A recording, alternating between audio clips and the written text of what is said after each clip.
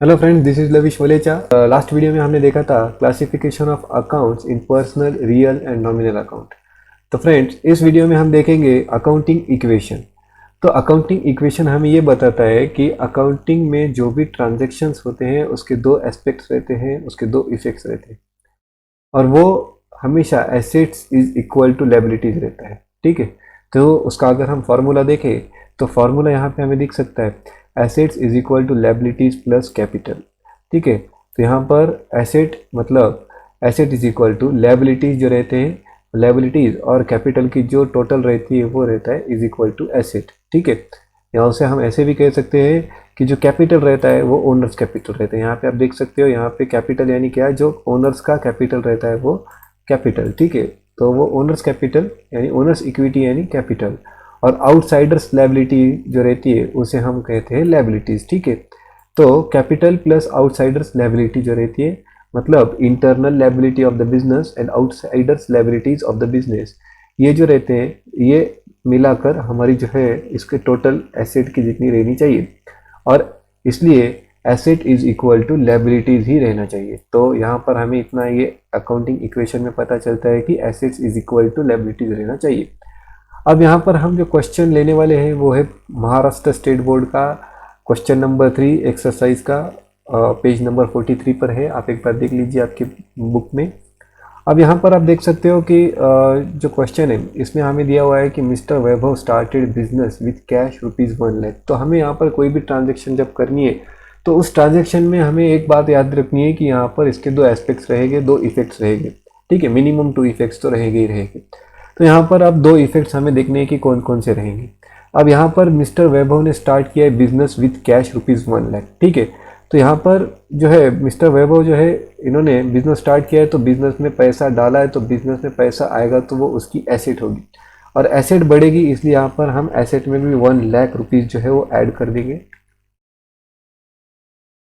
Liabilities कुछ नहीं बढ़ेगी यहाँ पर, और कैपिटल जो हमारा है वो 1 लाख से बढ़ेगा क्योंकि उन्होंने कैपिटल इन्वेस्ट किया है। अब इसका जो टोटल आएगा वो आएगा 1 lakh.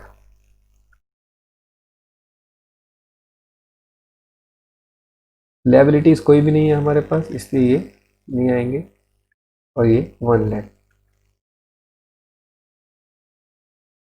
Next is purchase goods from Rita stores on credit है ₹9,000। तो रीता स्टोर से ऑन क्रेडिट गुड्स परचेज किए। अब यहाँ पर दो एस्पेक्ट्स ऐसे दिखेंगे हमें कि गुड्स जब हम परचेज करते हैं तो हमारे पास गुड्स आएंगे तो हमारा स्टॉक बढ़ेगा। Stock is the current asset, इसलिए हमारी करंट एसेट जो है वो बढ़ रही है तो एसेट बढ़ेगी। तो इसलिए हम यहाँ पर 9,000 जो है वो रुपीज़ यहाँ पर हम प्लस कर लेंगे एसेट में। ठीक है, क्योंकि यहाँ पर हमारी एसेट जो है वो बढ़ रही है, तो यहाँ पर लायबिलिटी भी बढ़ेगी। लायबिलिटी क्यों बढ़ेगी? क्योंकि हमें रीता को भी पेमेंट करना है, क्योंकि हमने ऑन क्रेडिट गुड्स परचेज किया हुआ है। ठीक है, तो यहाँ पर भी हमारा 9,000 से हम प्लस कर लेंगे लायबिलिटीज में।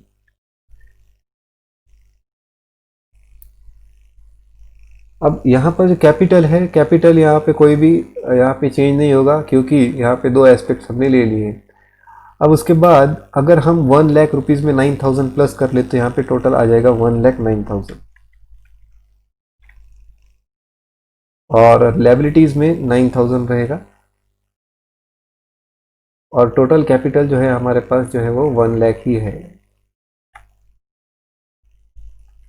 जो ऊपर 1 लाख था वो हमने नीचे ले लिया। देखिए अब यहाँ पर एसेट का टोटल जो है 1,09,000 है, और लायबिलिटीज और कैपिटल का टोटल कितना है 9,000 प्लस 1 लाख, मतलब 1,09,000। यहाँ पे हमें क्या बताया है कि जो भी एसेट रहती है वो asset is equal to liabilities plus capital, ऐसे रहता है। ठीक है, तो हमें यहाँ पर क्या बताया है कि asset is equal to liabilities plus capital. तो ये लायबिलिटीज प्लस कैपिटल जो है, इसलिए हम यहाँ पर क्या करेंगे इसे, देखिए asset is equal to liabilities जो है 9,000 और कैपिटल जो है 1 लाख, इसलिए 9,000 plus 1 lakh is equal to 1,09,000। अब यहाँ पर जो है purchase laptop for office use ₹10,000। अब लैपटॉप जो है वो परचेज किया है फॉर ऑफिस यूज, यहाँ पे ऑन क्रेडिट ट्रांजेक्शन नहीं है, ये कैश ट्रांजेक्शन है, क्योंकि यहाँ पर दिया हुआ नहीं है ये ट्रांजेक्शन क्रेडिट है या किसी पर्सन का नाम नहीं दिया हुआ है, तो हम समझ जाएंगे कि ये ट्रांजेक्शन क्रेडिट नहीं है। अब यहाँ पे जब लैपटॉप परचेज किया है ऑफिस यूज़ के लिए, तो परचेज करने के बाद लैपटॉप हमारे पास आएगा, तो लैपटॉप हमारी एसेट है, तो इसलिए वो हम एसेट में प्लस करेंगे 10,000, प्लस 10,000 यहाँ पर हम एसेट में प्लस कर देंगे। और लैपटॉप परचेज करने के लिए हमारी कैश जो है वो भी माइनस हुई है, तो हमारा कैश बैलेंस भी कम हुआ है, तो वो हम एसेट में से माइनस करेंगे।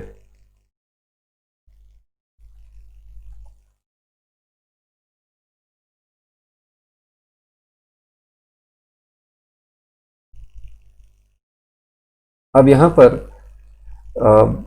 परचेस लैपटॉप किया है, अब यहाँ प्लस माइनस हुआ तो यहाँ पे टोटल जो आएगा 1,09,000 ही रहेगा, और ये 9,000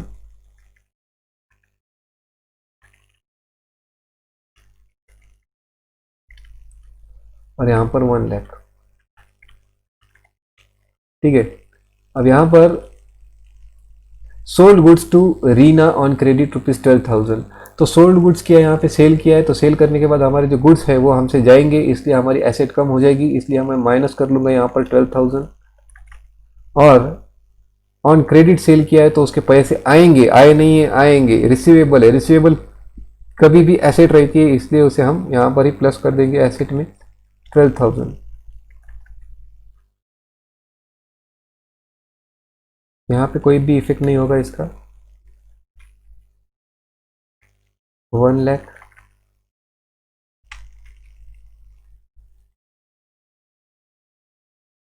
यहाँ पर 9,000 और यहाँ पर 1,09,000। अब यहाँ पर रिसीव्ड इंटरेस्ट ₹2,500 है, इंटरेस्ट 2,500 मिला है, तो यहाँ पर हमारी कैश जो है वो बढ़ेगी, इसलिए एसेट में कैश बैलेंस बढ़ेगा, तो यहाँ पर हम 2,500 प्लस कर लेंगे। और हमारी लायबिलिटी इसमें कोई बढ़ने वाली नहीं है, इसलिए लायबिलिटी में कुछ भी नहीं आएगा। और यहाँ पर जो कैपिटल है, कैपिटल इंक्रीज होगा, क्योंकि हमारे पास पैसा आएगा तो कैपिटल भी बढ़ेगा, तो इसे भी हम यहाँ पर प्लस कर लेंगे। अब यहाँ पर जो टोटल रहेगा, यहाँ पर टोटल रहेगा 1,02,500,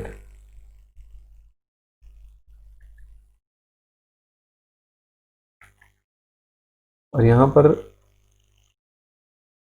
9,000, और यहाँ पर 1,09,000 प्लस 2,500, 1,11,500। ठीक है। अब यहाँ पर देखिए आप, 1,11,500 इज इक्वल टू 9,000 प्लस 1,02,500। अब 9,000 प्लस 1,02,500 अगर हमने किया तो 1,11,500 ही आएगा। मतलब ये इसका अगर हमने टोटल किया विथ इसके साथ, तो यहाँ पे 1,02,500 प्लस 9,000 जो है इसका टोटल आएगा 1,11,500। तो हमें कोई भी ट्रांजेक्शन जब हम करेंगे तो वहाँ पे हमें ये बात याद रखनी है कि दोनों साइड के टोटल जो है वो इक्वल रहने चाहिए। ठीक है। अब यहाँ पे हमारी लास्ट एडजस्टमेंट है कि paid telephone bill, telephone bill pay किया तो हमारे जो कैश बैलेंस है वो कम हो जाएगा यहाँ से, तो हम हमारे एसेट जो है वो भी कम हो जाएगी, इसलिए ये यहाँ पर माइनस होगा, तो इसका टोटल आएगा 1,10,200।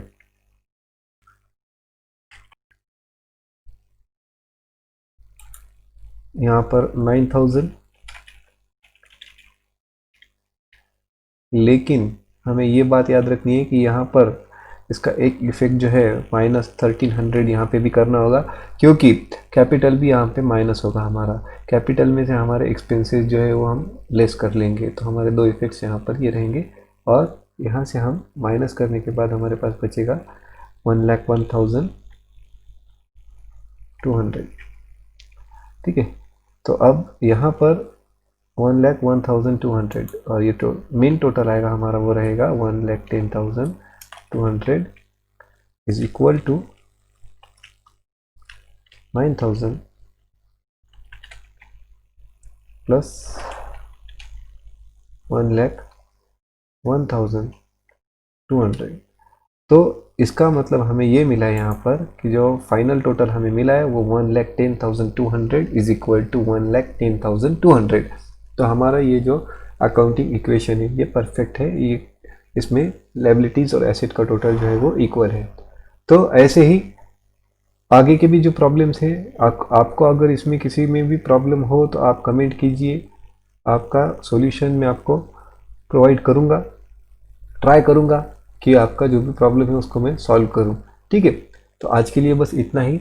अगर आपने ये यूट्यूब चैनल को सब्सक्राइब नहीं किया है तो सब्सक्राइब कर दीजिए, वीडियो को लाइक कीजिए, शेयर कीजिए और बेल आइकन को प्रेस कर दीजिए, क्योंकि आने वाले जो भी वीडियोज़ रहेंगे उसके नोटिफिकेशंस आपको मिलते रहेंगे।